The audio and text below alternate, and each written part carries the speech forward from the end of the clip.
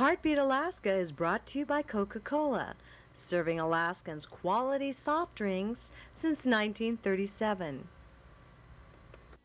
By the generous support of the Alaska Native Health Board. And Heartbeat Alaska is brought to you in part by the North Slope Borough Public Information Office.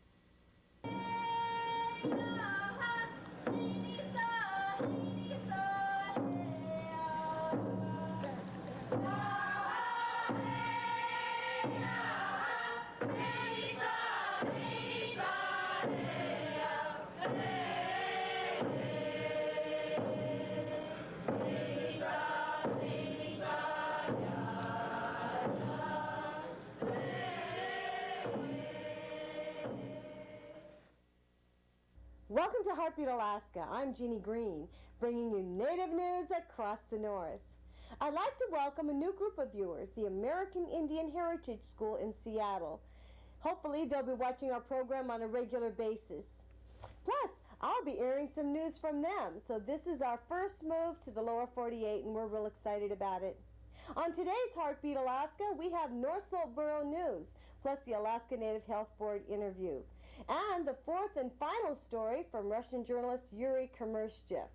We visit the northwest Inupiaq community of Shaktoolik. All that plus much more. But first, here is Gary Fife with National Native News.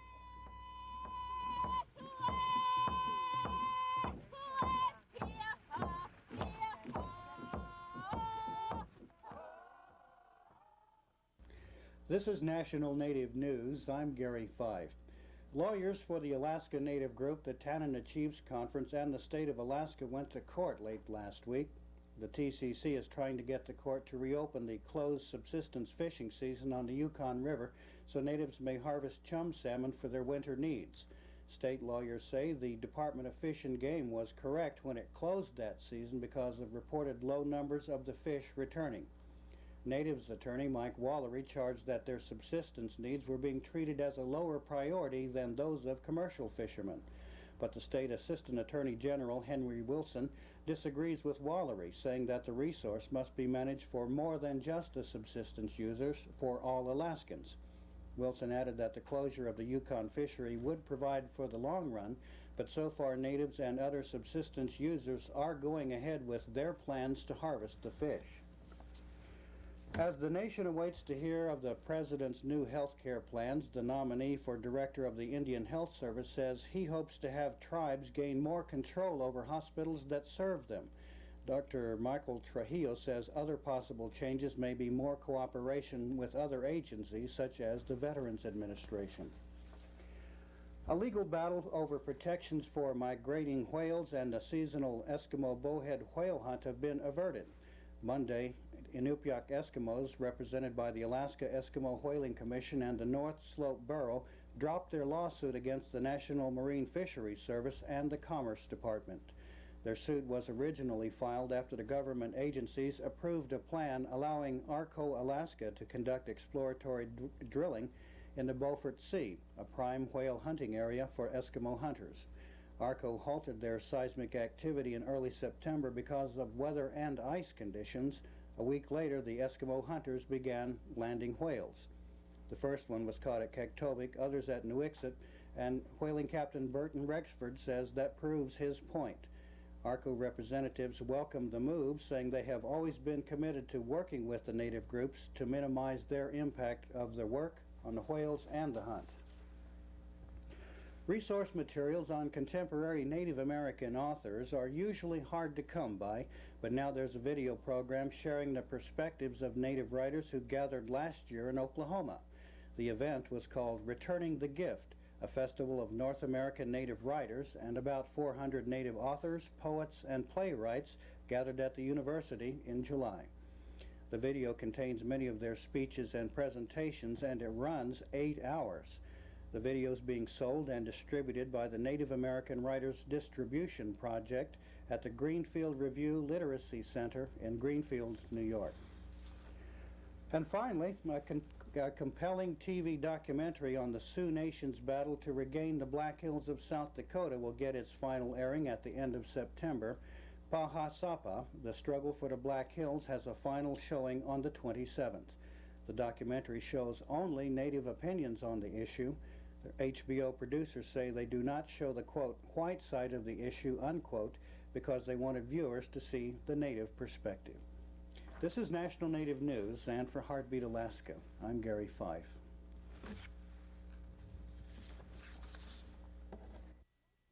Thanks, Gary. It's nice to have you back with us. We'll see Yuri Kurmyshev's fourth and final story, The Russian Journalist, right after these messages.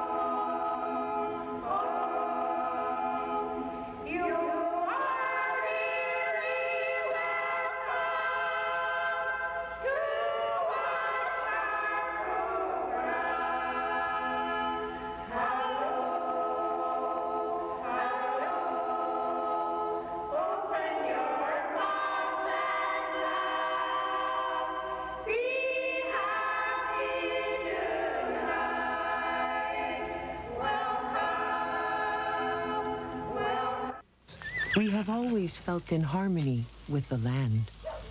Chakome, tapiwa, ta skumok, ta tapiachu, kenok anesche, matapiwa, makaspumos, akum. Help the Soil Conservation Service help our earth. Call us today. We owe it to our children. Alcoholism affects our people not only here, but in the workplace, any kind of workplace. Alcoholism destroys Native families in the bush, but also devastates urban Native families, no matter where they live. But there is help, the Alaska Native Alcoholism Recovery Center. Call us now for yourself, for a friend, or for a family member. At ANARC, we help our people to help themselves. With the help from KYUK-TV in Bethel, Yuri Kurmyshev, the Russian journalist, has been able to produce some stories specifically to be aired in Alaska, in English and then in Russia. The first time in the history of television, I'm finding out, not only in Alaska, but down south too, that this type of packaging has been done. Yuri gives us a story now. He compares Bethel to his own homeland.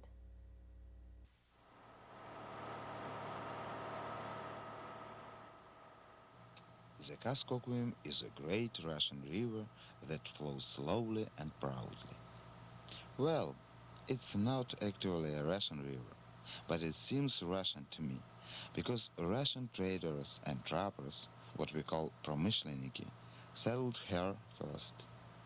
There are a number of villages in this region with Russian names: Nikolai, Kolmakov, Little Russian Mission, Russian Mountains.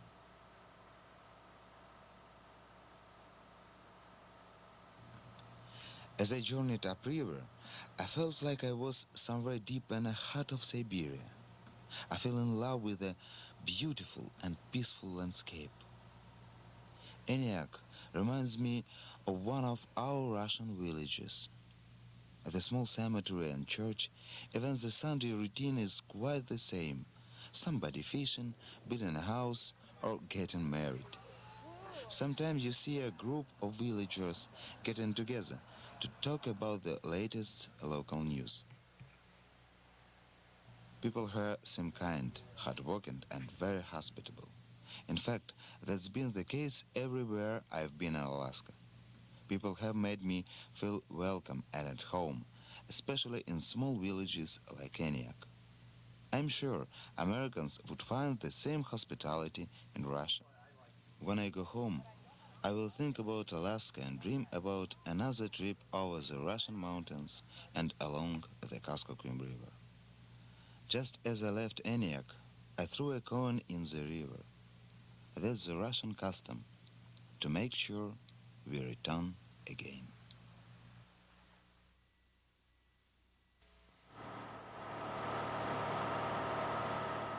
Тихо и плавно, но в то же время и гордо несет воды свои великая русская река Коскоквим. Я, конечно же, ошибаюсь. Никакая это не русская, а самое что ни на есть американская река, которая проложила свой путь через просторы Аляски. Если можно было бы оставлять на воде следы, то первый след здесь все-таки русский. Именно русские, миссионеры, промышленники, первыми проникли в эти места, обосновались здесь. До сих пор то тут, то здесь, на Коскоквиме, можно встретить русские названия. Села Николай, Калмыков, маленькая русская миссия, русские горы. Побывав в Верховьях, я был поражен спокойной красотой этих волшебных мест, словно где-нибудь в глубинке Сибири. Да и село Энияк, особенно старая его часть, очень уж походит на такую же нашу деревню, где так же тихо проходит воскресный день. Кто-то удит рыбу, кто-то строит дом, кто-то играет свадьбу. Ну а вот остановились местные жители на пару минут, чтобы обсудить последние сельские новости. Ну и, само собой, небольшое кладбище и церквушка, где так по-русски отражается солнце на колоколах, где немного грустно смотрят на тебя лики святых. Но что самое трогательное для меня, так это люди. Добрые и отзывчивые, трудолюбивые и очень гостеприимные. Поклон им до земли, что бережно хранят память о былой русской Америке. Благодаря аляскинцам я порой забывал, что нахожусь не у себя дома, а в другой стране. И в русских, и в американцах есть много общих черт, и явно это проявляется не в столицах и больших городах, а в таких вот деревнях на берегах таких вот красивых рек. Покидая Аляску, я буду часто вспоминать эти ставшие для меня родными места и представлять, как когда-нибудь после долгого пути за склонами русских гор снова блеснет гладь Коскоквима. Но это будет потом, а сейчас я, уезжая, бросаю по русскому обычаю пару монет в реку. Это значит, что я надеюсь вернуться сюда еще раз.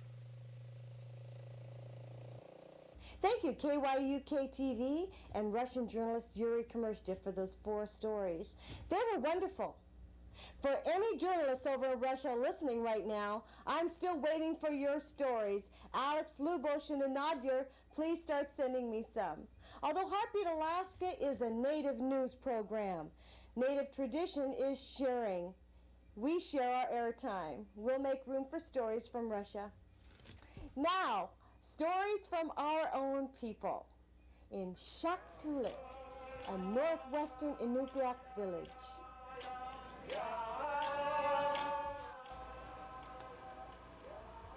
Shaktoolik is a small village in the eastern part of the Norton Sound, where approximately 200 people live. During the 1800s, the Shaktoolik people were scattered along the coast of this part of Alaska. The area extended as far north as Norton Bay and as far south as the Igavik River. And to the east, it extended to the Nulato Hills. Shaktoolik has a fascinating history. Within the last 150 years, there have been 4 different Shaktoolik sites recorded.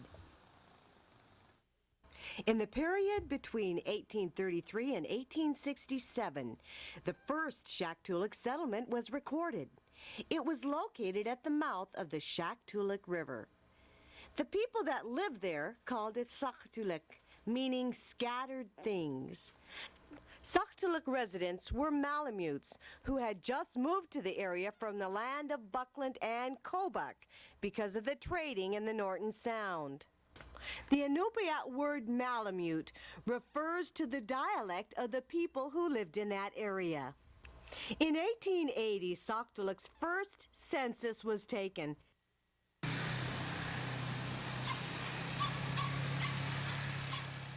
"60 people lived there. Then in 1890, the population dropped to 38. The early 1900s was a horrible time in history for Shaktoolik Eskimos, as with other natives of Alaska. Measles epidemic, the 1918 influenza epidemic. Thousands of natives died at these times, leaving behind confused, traumatized loved ones. This is a period that very few who survived even talk about it because of the severe memories. Shaktoolik did not have a school or a church until around the turn of the 20th century. The school was taught in the spring and summer in a tent by a man named Misha Ivanov. Later, he and his family started the second Shaktoolik, 6 miles up the Shaktoolik River called Rabbitville. Many who went to school in those days reported they were not allowed to speak their language. If they did, they were punished. This quick change of language was very difficult for a lot of natives. Now, many of the young people do not know how to speak their native tongue fluently. In 1920, Rabbitville's population was 73, which rose to 104 by 1930. Also that year, Shaktoolik's first post office was established. The mail was transported by dog team. Finally, by 1933, Shaktoolik moved again, due to the strain villagers had pulling school supplies 6 miles up the Shaktoolik River from its mouth. This new location, which was named Shaktoolik, was again located near the mouth of Shaktoolik River. It's presently called Old Site. There was also a post office, school, and dirt runway built there. By the mid-19th century, the Shaktoolik people had been introduced to Christianity, once again having to quickly change their way of life. A church was established around this time. In 1967, Shaktoolik moved again, 2.5 miles up the coast, closer to the mouth of the Shaktoolik River because of the flooding in Old Site. And what are you doing? Flushing the flipper. Does it take a long time to do that? Yeah. How long have you been working on it? All day. Ah. Today, over 200 people live in Shaktoolik. There are 2 church houses, the Assembly of God Church and the Covenant Church. There are also 2 stores, the Shaktoolik Native Store and the Shaktoolik Native Corporation. Sewer and water, television, and telephones are normal aspects of these people's way of life. I'm cutting white and very well, cooking them and then putting them away. Shaktoolik is a busy village this time of year, as the residents there are putting away their native food, storing up for winter. Like this whale meat that Tom Sampson is cutting up and hanging on racks. If one were to look inside a typical freezer in Shaktoolik, you'd find a wide variety of delicious native foods.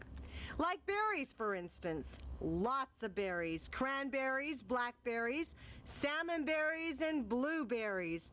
And of course, seal oil and sura, which are the greens from willows. Also, mushu, the delicious sweet tundra roots. I'm glad for this program that is taking place. When Clara Sookiayak is not on the tundra gathering mushu, she's helping out with the peer program at Shaktoolik School.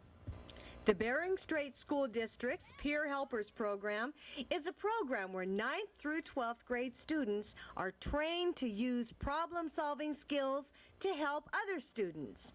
These students are nominated by their peers to be a peer helper.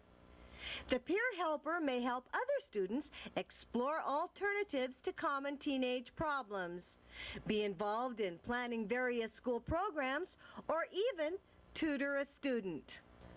In this Inupiaq community, the youth activities fall into the subsistence way of life and rhythm of Shaktoolik, with basketball and cross-country running vying for time with berry picking and seal hunting. The whole community is busy right now planning a big potluck for the new principal. That's scheduled for the 28th to welcome Mr. Rich Toimel and his wife, Wendy. Thank you, Molly Masters and the Bering Strait School District, for your help in that story. Molly will be traveling to many more villages, and so we'll get many more stories. Thank you very much, Molly. We move on now to some commercial messages, then we'll be back with more news from Heartbeat, Alaska. We have always felt in harmony with the land. Chakome, Tapiwa, the Skummok, Ta Tapiachu, Kenok Honestche, Matapiwa, Makaspumos, Akum. Help the Soil Conservation Service help our Earth. Call us today. We owe it to our children. If you have news or information from your village or community, please call Heartbeat Alaska, area code 907-563-3507, or fax 907-563-7079. We turn now to news from the North Slope Borough. This summer, groups of elders from villages on the North Slope found themselves in the unusual situation of traveling to pick berries by helicopter. They traveled their compliments of the North Slope Borough. They picked berries and other traditionally used plants. Tina Corwin from Borough has the story.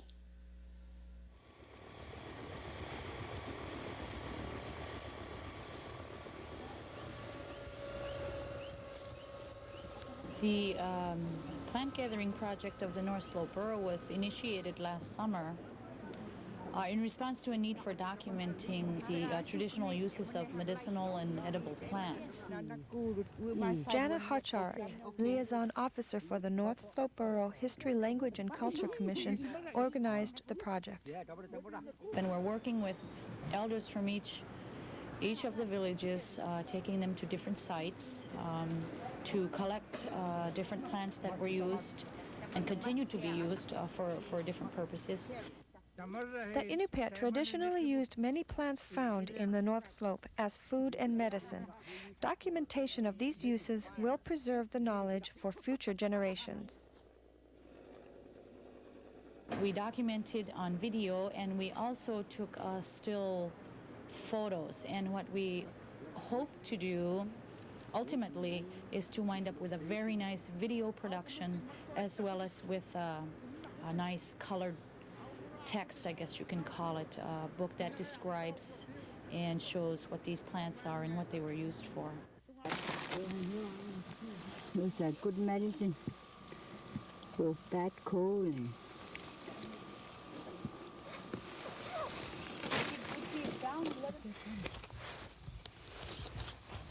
It is good. It's like fruit. How did you take it out? It is. Really not good. No. Go ahead. You said it's good. Really good one. Even though the tundra up here has been described by so many as being a barren wasteland, it's amazing when you get down real close and find many different kinds of berries. And then also the different uses you find for the willow and the alder. There. Look, when you pick fight from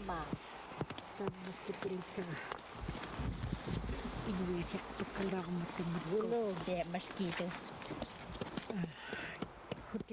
The ingenuity of our forefathers, it was real reinforcing. It's mind-boggling how people years and years ago, before we had any of these modern amenities, conceived of using different things for different purposes. One of them that stands out in particular is the cottony part of the willow plant, which was used to aid in starting fires. The elders demonstrated and discussed ways that edible plants were preserved and prepared for eating.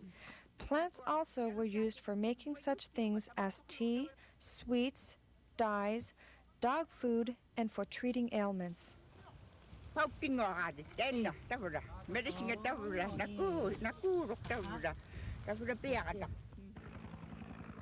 The helicopter ride was a first for many of the elders and also gave them a unique look at their traditional subsistence lands. The Inupiat don't travel quite as extensively as they used to. So for some of the elders, maybe I should say a lot of the elders, they hadn't seen places where they were raised and where they spent a lot of their younger days. Maybe that's a place, but I remember in the case of one particular lady from Shaktoolik Pass, it had been pretty near 50, if not a little more than 50 years since she had seen the site where she had grown up and spent most of her younger days. The trips also gave elders a chance to get out of the village and enjoy a day outdoors.